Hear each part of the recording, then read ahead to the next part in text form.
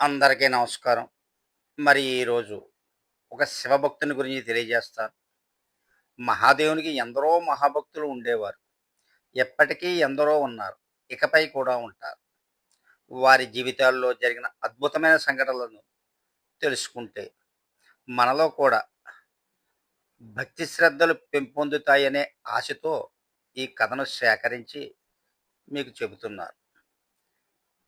మీకు ఈ కథ ఉపయోగపడితే నా శ్రమకు ఫలితం ఉన్నట్టే.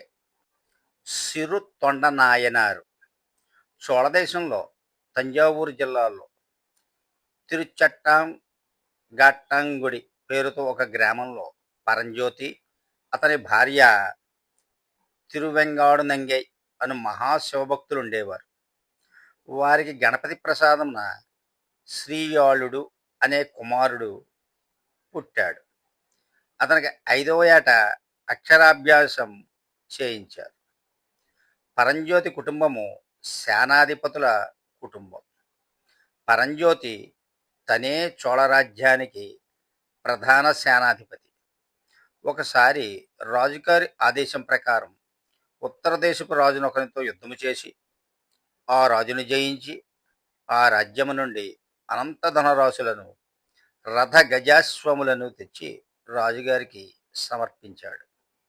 రాజు మిక్కిలి సంతోషించి అనంత ద్రవ్యరాశులను పరంజ్యోతికే ఇచ్చి మీరు మీ గ్రామమునకు వెళ్ళి శివపూజను నిరాటంకంగా చేసుకునుడు అని చెప్పాడు. అందుకు పరంజ్యోతి అంగీకరించి గ్రామమునకు వచ్చి అనన్య భక్తితో శివపూజ చేస్తూ శివభక్తుల సేవలో నిష్ఠాగరిష్ఠుడిగా కాలము గడుపుచున్నాడు. ప్రతిదినము ఒక శివభక్తునికి భోజనము పెట్టిగాని తాను భుజించువాడు కాదు. తాను పరమేశ్వరునికి చిన్ని సేవకుడు అంటే చిరుతొండడని పిలుచుకునేవాడు. పరమశివునికి పరంజ్యోతి భక్తి విశేషాలను లోకానికి వెల్లడి చేయాలని అనిపించింది. ఒకనాడు శివుడు జంగమదేవర వేషంలో పరంజ్యోతి ఇంటికి వచ్చాడు. ఇంటి దాసి యజమాని ఆరాధనకై జంగముల కొరకు బయటికి వెళ్ళినారు. ఇప్పుడే వచ్చెదరు, లోనికి రండి అని పిలిచింది. జంగమదేవర లోనికి ప్రవేశించలేదు. పరంజ్యోతి భార్య వచ్చి, స్వామి, నా భర్త వచ్చుదాకా లోపల వేచి ఉండు అని పిలిచింది. అప్పుడు జంగమదేవర, నేను పురుషులు లేని చోట ఉండను. అందుకని మీ భర్త వచ్చుదాకా గణపతి దేవాలయంలో అత్తి చెట్టు క్రింద ఉండెదను. మీ భర్త రాగానే నన్ను పిలువనంపుడు అని చెప్పి ఆ జంగమ వెళ్ళిపోయాడు. జంగమ వెళ్ళిన కొంతసేపటికే పరంజ్యోతి భిక్షకు ఎక్కడా జంగమను కనిపించ కానరాక ఇంటికి తిరిగి వచ్చాడు. భార్య జంగమ గురించి చెప్పింది. చిరుతొండడు వెంటనే గణపతి ఆలయమునకు వెళ్ళాడు. దేవుడు పంపినట్లుగా ఈ జంగమ లభించాడు అని ఆనందపడిపోయాడు. జంగమదేవరతో సవినీయముగా తన ఇంటికి భిక్షకు రమ్మని ఆహ్వానించాడు. జంగమదేవర, మీరేనా చిరుతొండార్ అని తిరిగి కొంత సందేహిస్తూ, మీ ఇంటి వచ్చుటకు నాకు సమ్మతమే, కానీ నాకు కొన్ని నియమాలున్నాయి. అవి తీర్చగలిగినట్లయితేనే మీ ఇంటికి వస్తాను అన్నాడు. మీరు ఆ నియమాలు నెరవేర్చలేరేమో అని నాకు సందేహంగా ఉంది. అందుచేతన నన్ను వదిలిపెట్టండి అని పలికాడు జంగమదేవర. తనను పరీక్షించుడికే దేవుడు ఈ జంగమదేవర పంపినట్లుగా భావించి మీ నియమములు చెప్పండి అని చెప్పాడు. 6 నెలలకు ఒకసారి నేను పశువును వండించుకొని తినేదను. నేడు ఆ దినము అయినది. మీరు పశువును వండించి పెట్టగలరా అని జంగమదేవర నాయనారును ప్రశ్నించాడు. నాయనారు అట్లే చేయించా అన్నాడు. జంగమ నా జంగమదేవర, నా అభిప్రాయం మీకు అర్థమైనట్టుగా లేదు.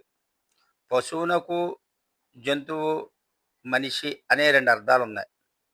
జంతువు మనిషి అని నా అభిప్రాయం. పశువు అనగా 4 కాళ్ళ జంతువు కాదు, 2 కాళ్ళ నరపశువు.